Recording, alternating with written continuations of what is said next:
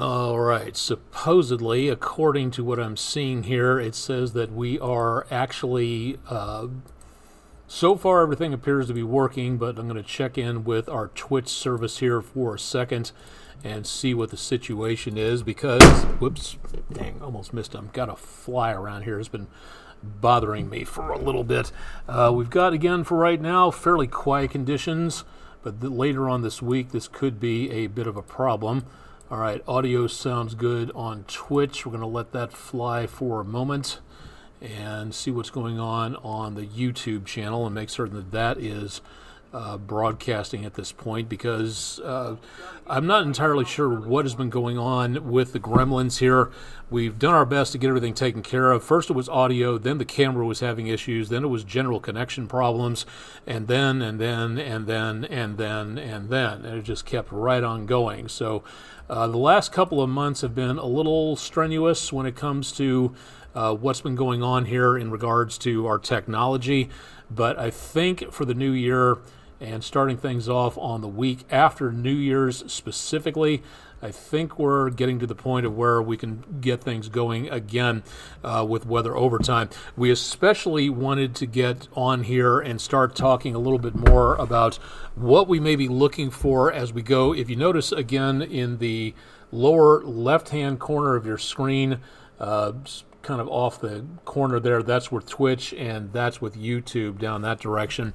The 7-day forecast is where we see the potential of another winter storm shaping up for the southeastern part of the United States. Now, whether or not that happens, again, this is where winter weather forecasting really comes into play.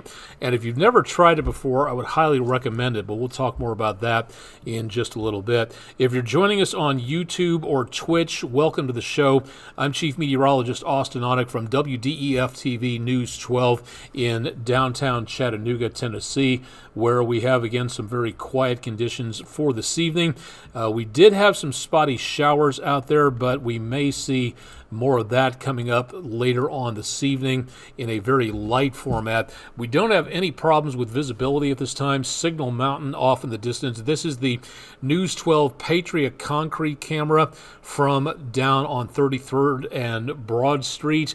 Looking back to the north, again, Signal Mountain lights off in the distance, and the downtown area buildings just seen off to the right-hand side of the screen. I-24 traffic in both directions is moving along pretty well. There were some spotty showers, very, very light in intensity. And let's go ahead and take a look at radar and see if we have anything going on at this time. We're ramped up into clear air mode, and there is just a trace amount of moisture into the Cumberland Plateau. Very, very light. Not seeing much of anything else at this time, but there could be the potential, especially in the higher elevations, Lookout Mountain, Signal Mountain, Cumberland Plateau area. The ice was beginning to accumulate earlier. It wasn't like inches thick. It was just a glaze, but that's all you need. So Signal Mountain, Lookout Mountain, Cumberland Plateau, I-24 between Murfreesboro and down toward around the area of the News 12 viewing area, Grundy and Marion counties there, up into the higher elevation areas. That is where we may see some problems early tomorrow morning because of the fact that we've got temperatures very much on the chilly side and will remain that way overnight. We are below freezing in much of the area and have been for a while. The warmest numbers in northwestern Georgia and northeastern parts of Alabama and some parts of southern and southeastern Tennessee. Lower 20s showing up over into and around the area of western North Carolina. Now, the really cold air, and I mean like bitterly cold temperatures, is expected to head our direction, dropping down out of the North Pole almost, and we're looking at some very cold numbers into the near future here. Back to the north of us, we are not going to see anything in the way of major problems with winter weather temperatures dropping really low, but north of the Ohio River, that is where we could see the potential of some bitterly cold numbers out there, and we'll take a closer look at that coming up in just a little bit. We do have a watch in effect, advisory, I should say, a wind advisory in effect for northern parts of Georgia. That's in effect until 7 o'clock Eastern time Tuesday morning. So if you live between the Tennessee line and Atlanta, back over to around western North Carolina, not including Cherokee County in the News 12 viewing area in western North Carolina, you may see some problems out there with breezy conditions, especially into very early tomorrow morning. High-profile vehicles could be seeing some problems with travel, some choppy conditions out there, so please keep that in mind. We have no winter weather alerts of any sort shaping up. There was one in effect for around DeKalb and Jackson counties in Alabama, and that, again, is where we do not see anything right now, so that's good news. But once again, we could see more potential problems out across much of the region. Our next winter storm is going to be brewing down to our south and west across the Gulf. It's not on the maps just yet. Our latest winter storm, the one that pasted parts of the Midwest with 10 to 20 inches of snowfall, that again moving its way off into the western Atlantic, so there's really not much more for that particular situation going on, so good news on that. But the next few hours we will see again the temperatures rather on the chilly side out there. Now we have winds coming in from out of the northwest, high pressure doing a good job of keeping things very dry, quiet, and chilly for that matter. As we go into the next several hours, we'll continue again to see very dry conditions out there all the way on through the evening hours for right now, but it's going to be into the next several days where we're going to be watching down toward the Gulf of Mexico. And of course, wouldn't you know that our weather program has crashed? So not only do we have more gremlins in the system, I am now going to have to either shut this down or I'm going to have to keep going and blather on for a little bit until the graphics come back up again. Apologies, this type of stuff happens, etc., etc. It's live webcasting, live TV, the same thing goes on, so apologies for this. Let me see if I can get things working again here before we go too far. Let's go back to our big picture and see what's going on here, because, and if I go forward by just a little bit, this is a lot of data here, believe it or not. All those wind arrows take up a decent amount of memory space. So high pressure out over the plain states, giving them a frigid evening out this direction, 10 to 20 inches of snow around Kansas City and back toward my hometown of Topeka, Kansas. We've got high pressure lined up all the way from Hudson Bay down this direction. So this cold air that's heading our way is coming in right off the poles, and this is going to be some of the coldest weather we have seen in quite some time, at least north of us anyway. Now through tonight and into tomorrow morning, it is going to be pretty frigid. Louisville, you're going to be down to 3 degrees below zero, and we're not done yet. Tomorrow's morning temperatures in the 20s. That could be a problem for kids at the bus stop. Maybe 40 degrees tomorrow as we get back to sunshine. And then on Wednesday morning, also a very chilly day with even colder temperatures up around parts of Kentucky and into around Indiana. We'll see about the same thing, maybe a little cooler, just a little bit cooler on Wednesday. And then on Thursday, take a look at those low temperatures there, -9 up around Louisville.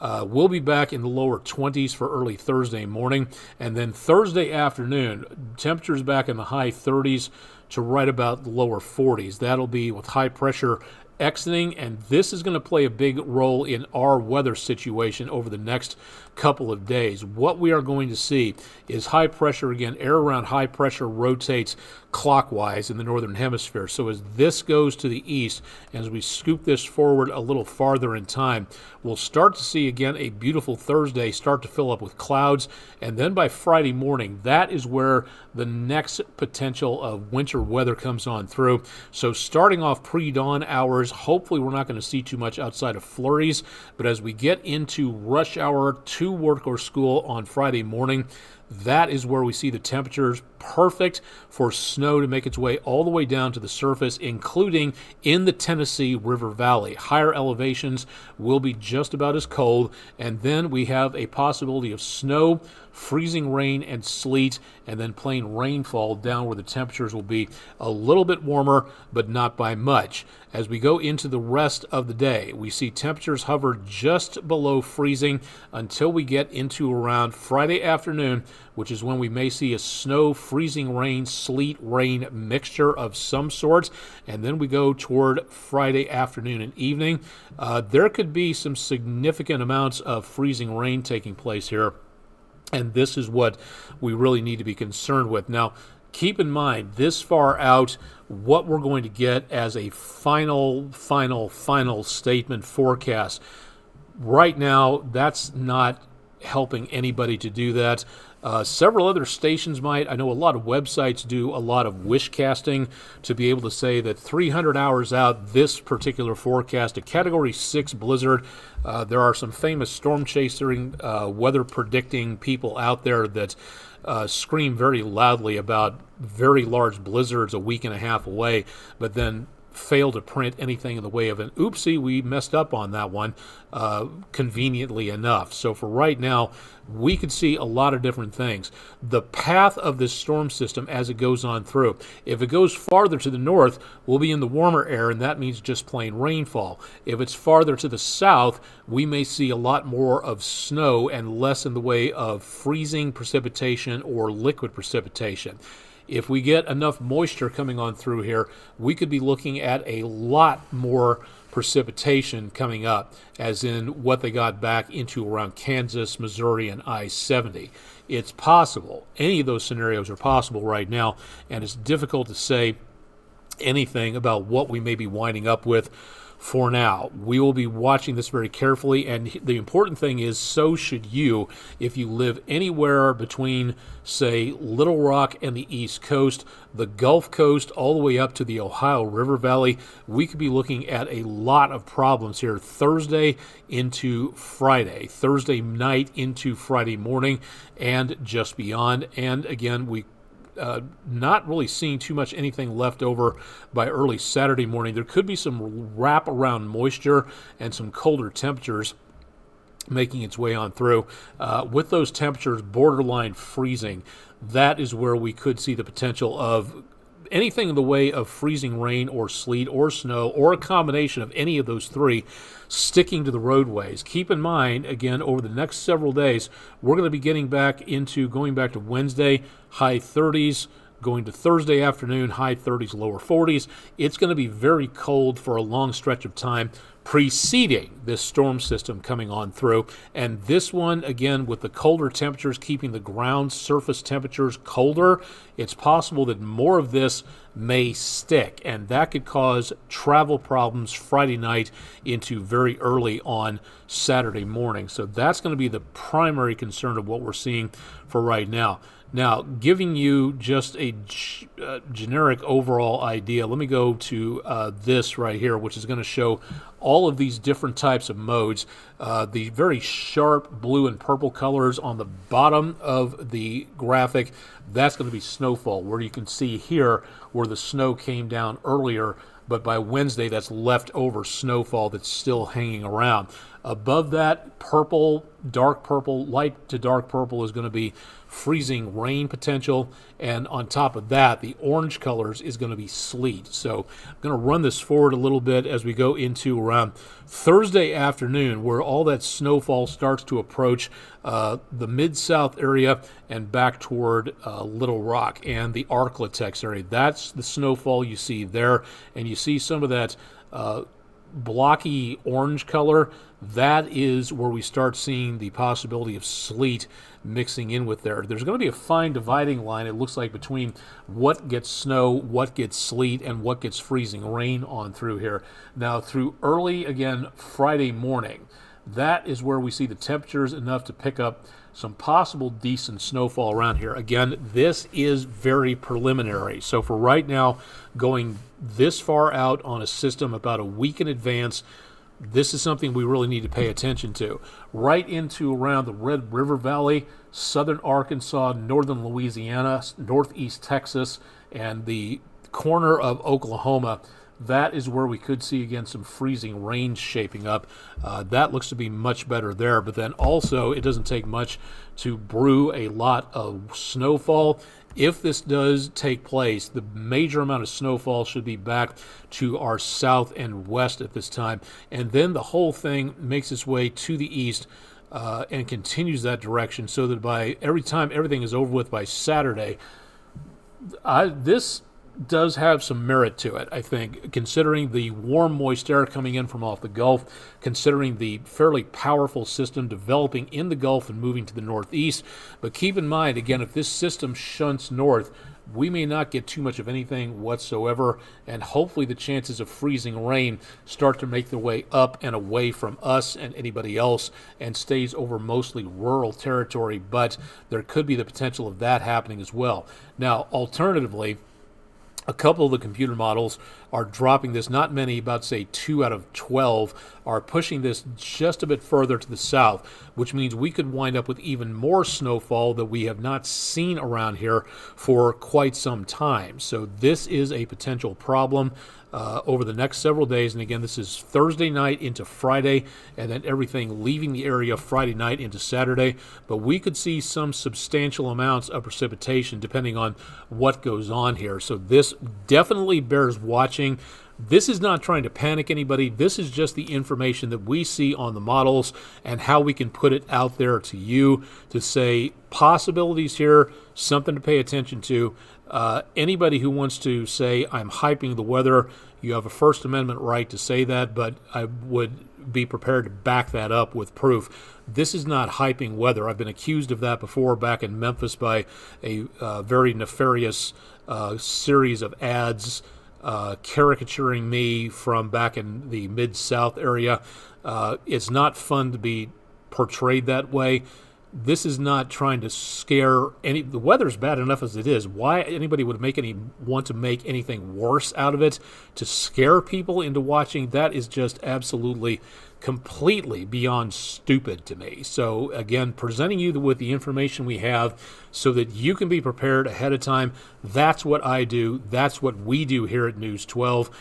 Anybody who wants to say this is hype, that's up to you, but that's your opinion. That is not fact. So again, this is what we're looking at for right now. Very preliminary, all of this. This is going to change by tomorrow, and it's going to change again into Wednesday. So the closer we get, the better off we're going to be able to give you an idea as to what is going to be coming this direction. And that is what we are here to do, to let you know about everything that is heading this direction. Did my microphone quit on me? Excuse me a second here. See, that's okay. We're good. All right. Didn't see the input on there, unfortunately. All right. So for right now, that's the way it looks for the time being. Let's go ahead and give you an idea as to what's going on in regards to the actual forecast for tonight. Again, looking through downtown, decently quiet.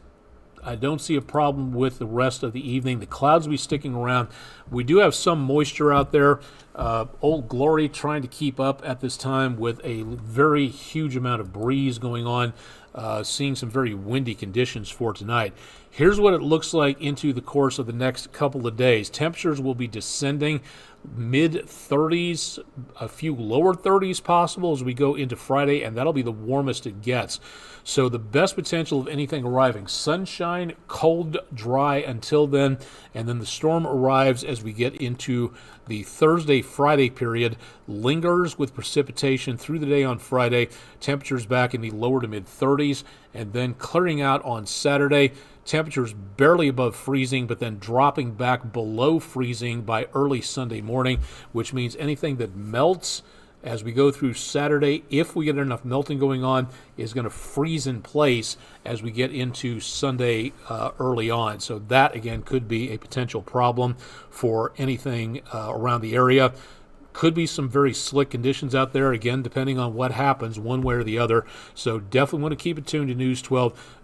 This is where you really need to pay attention to the forecast. If you're traveling, if you know somebody else is traveling, if you have events coming up, either outdoors or indoors or anything that involves going from point A to point B, the forecast is not going to be the same. If you tune in tonight, great. If you don't tune back in again until Thursday evening, this is going to be changing a lot, one way or the other. And it's important to stay up to date on those changes. That's how being weather aware works, to know what's coming your direction, to make certain that you're paying attention to everything that is going on there. We'll help you do that, so keep it tuned to News 12, and we'll let you know a little bit more about what may be coming our direction. But again, I would urge everybody to stay alert and awake to make certain everything's going on here. Here's something else to take a look at again for tomorrow morning. First time we have used this graphic since the close of the fall semester. It is now the spring semester 2025. It's going to be pretty doggone cold tomorrow at the bus stop, walking or bike riding to school for the kids. So please be prepared for that. And numbers through the rest of the day only going back into around the lower 40s. Mid to upper 30s will be widespread. 40s will be there, but they will be rare. And there will still be a wind chill into tomorrow. So the winds will continue through the day. Not enough for a wind advisory past the morning hours, but they will be occasionally breezy from time to time. So again, that could be a bit of a situation shaping up for the morning hours. So please keep that in mind. Also, please keep in mind that what we're looking at tomorrow, we've already got a couple of school districts that are calling school tomorrow because of the roadway conditions and quite possibly because of the temperatures. If you want to keep up to date on what's going on with that, please drop by our website at wdef.com/weather to find out more about various closings and delays. That'll help you, again, stay on top of things. And, of course, Chip Chapman will have a forecast update tomorrow morning, Tuesday morning, starting at 5 a.m., so please stay tuned for that. Okay, I think we've covered all the bases here. We've been on for better part of 20 minutes. I wasn't expecting to be on the air for that long. Dog walking forecast tomorrow, looking again at some pretty frigid numbers early on if you have to get up and get going earlier on for the day. Thank you much to Janice, News 12 viewer from Rossville, Tennessee, for a review of Jelly Bean the Pupper playing the cardboard trumpet. If you would like to be our sponsor for the dog walking forecast, please contact our sales department. Website at the top right-hand corner of your screen. Again, that's at wdef.com/advertise if you'd like to be a sponsor. Thanks to all of our sponsors, especially EPB, for being our main sponsor for the fiber optics weather cam network and a lot of other things here. And thanks to everybody else for chipping in as well. Langley Roofing, one of those spots and businesses. Thank you very much for sponsoring our weather window page of the day. This is a what is called a circumzenithal arc. It only happens above the sun, but only when the sun is about 32 degrees or less degrees of elevation above the horizon. So this right here is a very rare capture. If you'd like to know more about this, head to our website and take a look and see what everybody like Miss Iris has been sending in. That's our Langley Roofing weather window picture of the day. And if you've got pictures out there, again, please let us know. Drop them to us by email. Go to our social media pages or go to the main section of Weather Window headquarters at wdef.com/photos for more information. We'd love to see what you're seeing. We'd love to pass along what you're seeing through the weather window picture of the day, but we can't do that unless you send things in. So not seeing much of a problem, again, out there when it comes to anything involving for the next week or so, but we could definitely use a little bit more in the way of weather snapshots. So please send them in to us if you could. Quick picture. My mom still lives in Topeka, Kansas, and this is a view not too far away from her house. This is I-70, just past Gage Boulevard. The Kansas River running right through there. This is a KDOT camera from that area and back down toward the Highway Patrol headquarters. 10 to 18 inches of snow in parts of northeastern Kansas. Most of that's been plowed. There is still plow and salt trucks out there tonight. As you can see, a very good sheen of ice on the roadway, so not great travel back up around I-70 between Colorado, Kansas, Missouri, picking up some huge amounts of snow out there. Absolutely incredible to see everything that made its way through the area there, and continuing the winter storm making its way off the coastal areas for tonight. But for right now, most of what we're seeing is pretty much done with this particular storm system. This is the view from earlier tonight at the Country Club Plaza in Kansas City on our sister CBS station, KCTV5. Kind of hard to see here, but some big drifts on the apartment building and the hotel roofs down into and around the area, also in the parking garage and around the streets.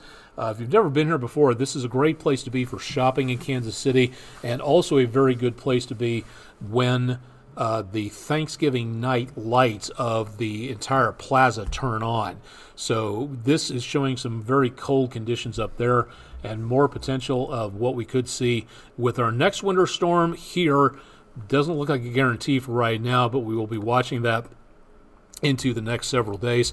Tennessee Aquarium, the penguins have folded up for the night for the most part, just kind of laying around for right now.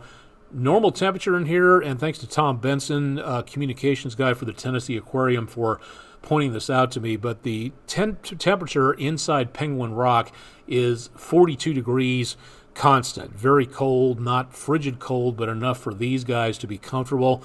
That is going to seem like a summer heat wave in a couple of days for us, as we see the potential for some more of that out there.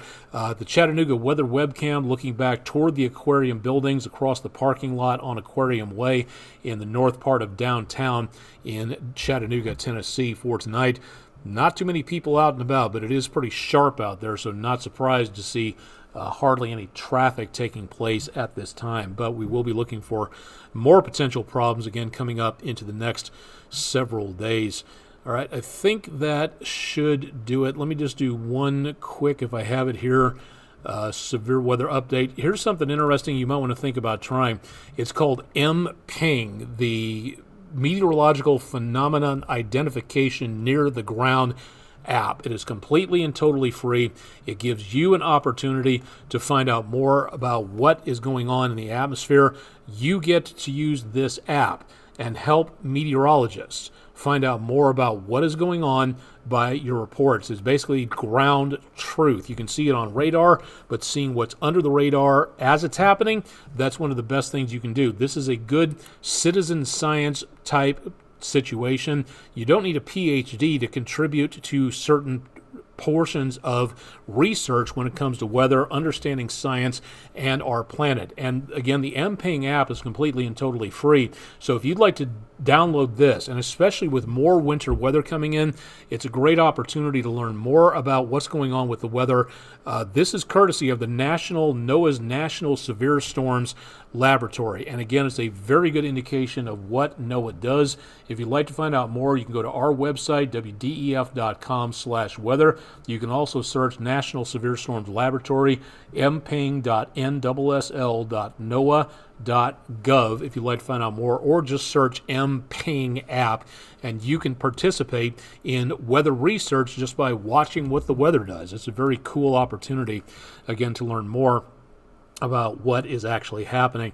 Now, there is one more thing I would like to add. In the next about a little bit less than a month from now, if you live in Chattanooga and Hamilton County, this is meant for you.